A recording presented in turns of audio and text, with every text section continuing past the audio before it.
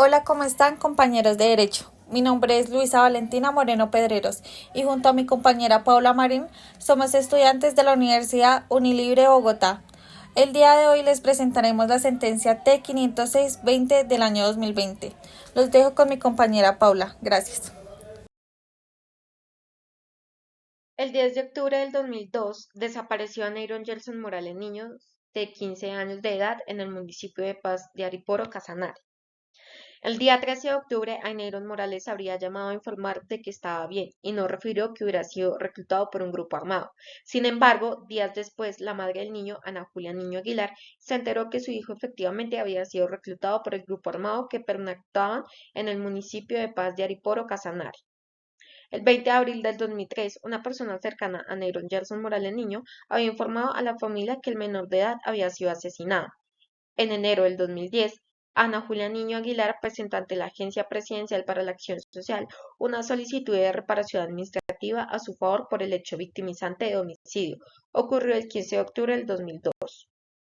El 4 de agosto del 2010 denunció el reclutamiento de su hijo y el homicidio en persona protegida. El 12 de febrero del 2014, mediante una resolución, la Unidad de Víctimas decidió no incluir a Ana Julia Niño en el Registro Único de Víctimas, ya que según ellos el niño de 15 años era miembro activo de un grupo armado organizado al margen de la ley. También porque la Unidad de Víctimas expresa que el programa de reparación individual por vía administrativa en ningún momento establece que los miembros de los grupos armados organizados al margen de la ley puedan ser considerados como víctimas como lo determinó el artículo 2 de la Ley 1448 del 2011. El 6 de junio del 2017, Ana Julia interpuso un recurso de reposición y en subsidio apelación en contra de la resolución, en el cual la unidad de víctima le negó el reconocimiento de víctima. La demandante alegó que los aspectos de esa decisión eran totalmente erróneos, pues ella nunca fue integrante de ningún grupo armado o que hubiera denunciado su propia muerte. Ella recalcó que ya había denunciado la muerte de su hijo menor de edad, quien fue reclutado forzosamente y murió en combate. La demandante solicitó: 1. Revocar la resolución; 2. Que el Registro Único de Víctimas se pronunciara sobre la exhumación del cadáver de su hijo efectuada por la Fiscalía; y 3. Que la incluyeran en el programa de Registro Único de Víctimas. El 6 de julio del 2017, mediante una resolución, la Unidad para las Víctimas resolvió el recurso de reposición interpuesto por la solicitante. A este respecto, advirtió que los miembros de los grupos armados al margen de la ley no son considerados víctimas del conflicto armado, salvo para el caso de niños y niñas y adolescentes desvinculados siendo menores de edad, quienes son considerados víctimas.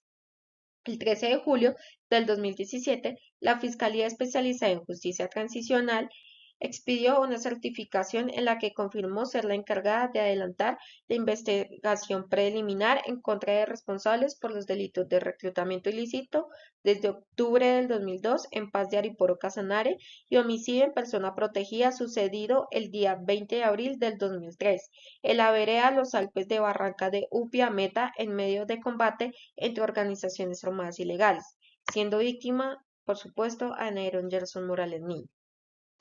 El 9 de noviembre del 2017, Ana Julia Niño le solicitó a la Unidad para las Víctimas la revocatoria directa de las resoluciones, pues consideró que su hijo, al ser menor de edad, claramente había sido víctima del conflicto armado y un victimario, como lo afirmó dicha entidad.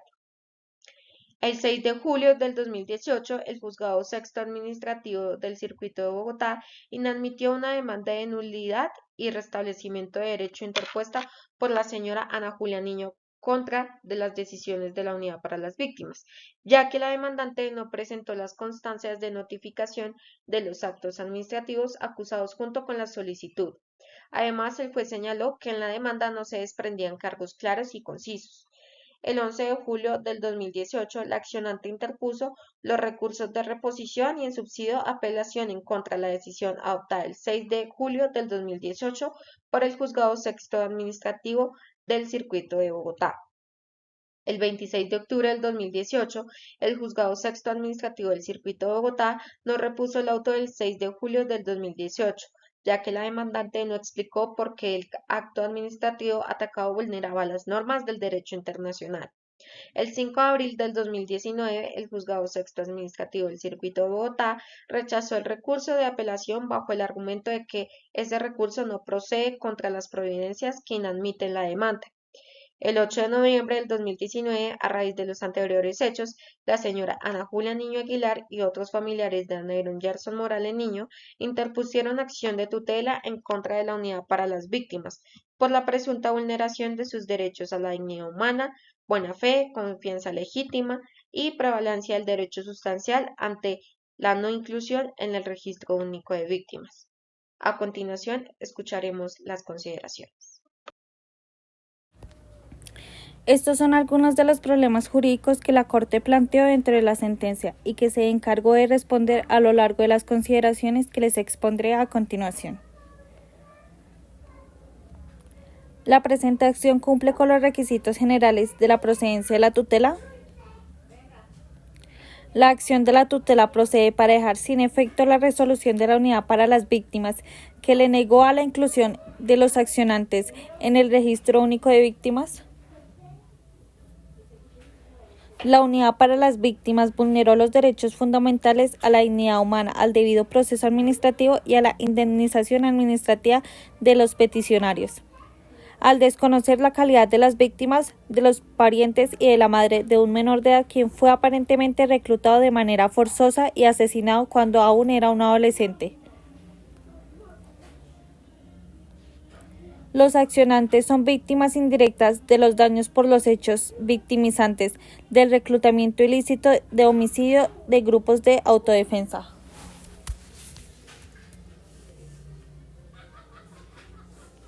El artículo 86 de la Constitución, refrendado por las normas procesales de la tutela, establece que esta acción constitucional procede como un mecanismo para reclamar la protección inmediata de los derechos constitucionales fundamentales de las personas ante los jueces, cuando quiera que resulten vulnerados o amenazados por la acción o omisión de cualquier autoridad.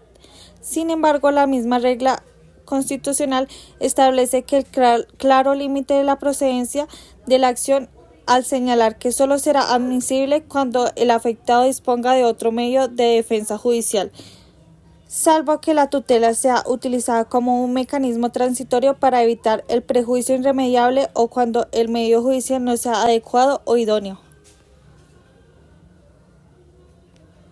Adicionalmente, la Corte Constitucional señala en repetidas ocasiones que el amparo constitucional no puede convertirse en un mecanismo alternativo, sustentativo o paralelo al procedimiento judiciales pertinentes ante la existencia de estos. El amparo solo se tomará como procedente cuando dichas vías sean ineficientes, inexistentes o él configure el prejuicio irremediable.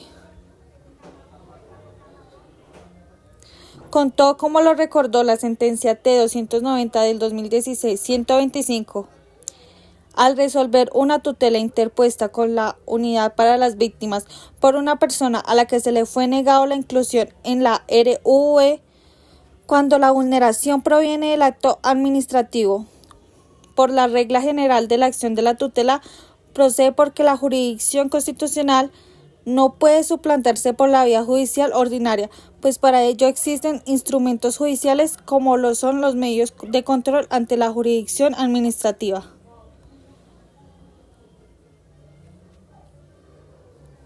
Sin embargo, esta misma corporación también ha señalado que en debidas de particular estado de vulnerabilidad en el que se encuentra la población víctima de conflicto armado interno, la acción de la tutela es el mecanismo judicial idóneo para garantizar el goce efectivo de los derechos fundamentales cuando el satisfacción dependa de la inclusión de la RUV.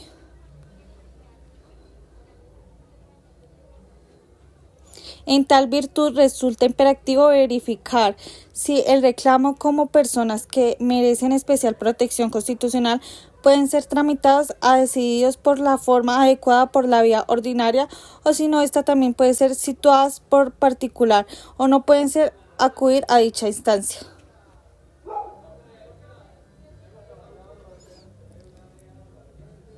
En el caso de objeto de estudio, está demostrado que la señora Ana Julia Niño Aguilar se encuentra legitimada en el causal del activo de la formulación de la acción de la tutela, en la referencia en el primer lugar. Esta se encuentra porque el actuar del nombre propio al defender los derechos fundamentales de las consideraciones, vulnerabilidades como el anunciar del escrito de la tutela. En segundo lugar, porque la unidad para las víctimas de proferir la resolución del 12 de febrero del 2014 y los actos administrativos que se confirmaron al decisión de resolver las situaciones propuestas exclusivamente por las peticionarias. De manera tal que el negativo de la entidad y su presunto desconocimiento de los derechos de debido proceso a la dignidad humana y a la indemnización administrativa de la madre por reconocer su presunta calidad de víctima, como el reclutamiento y muerte de su hijo y la afectación que solo se predica al demandante.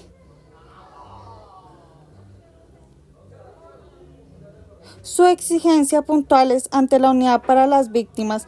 Segundo, al interponer el amparo constitucional, cada uno de las solicitantes acreditó su noción ante la víctima directa. Sin embargo, el análisis del requisito que se procede ante el deber tomar un punto de partida en el artículo 3 de la Ley 1448 del 2011, que se establece que también son víctimas cónyuge, compañero o compañera, permanente pareja del mismo sexo o familia que del primer grado.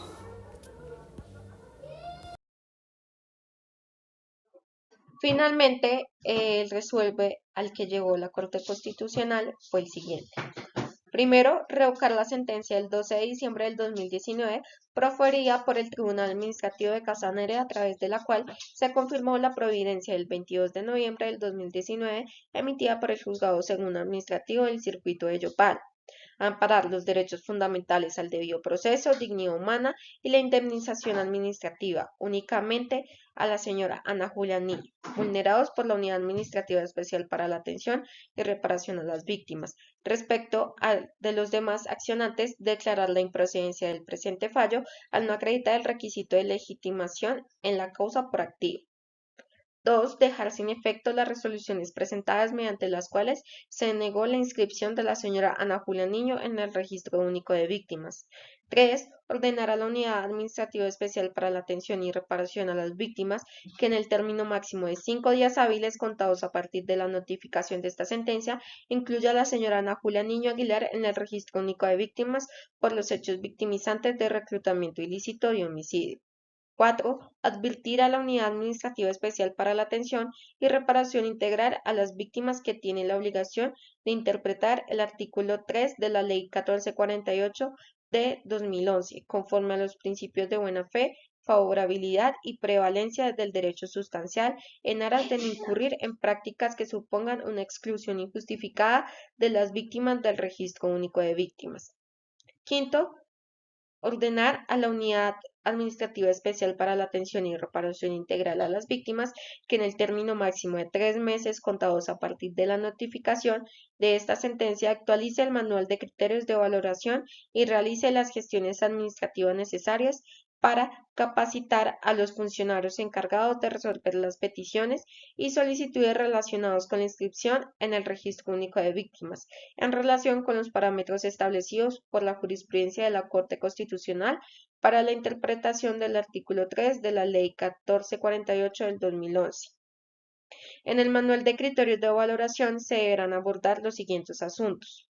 1. Los preceptos del derecho internacional humanitario. 2. La manera en que la participación de menores de edad en las hostilidades vulneran sus derechos fundamentales. 3. El concepto de desvinculación incluido en el artículo 3, parágrafo 2 de la Ley 1448 del 2011, cuyo significado no se reduce a desmovilización, sino también a las demás situaciones que ocasionan la salida de los menores de edad del grupo armado organizado al margen de la ley al que pertenecían. Y 4. El deber de analizar si existe una relación cercana y suficiente con el conflicto armado en cada caso concreto, conforme a una concepción amplia y favorable a la víctima de este concepto.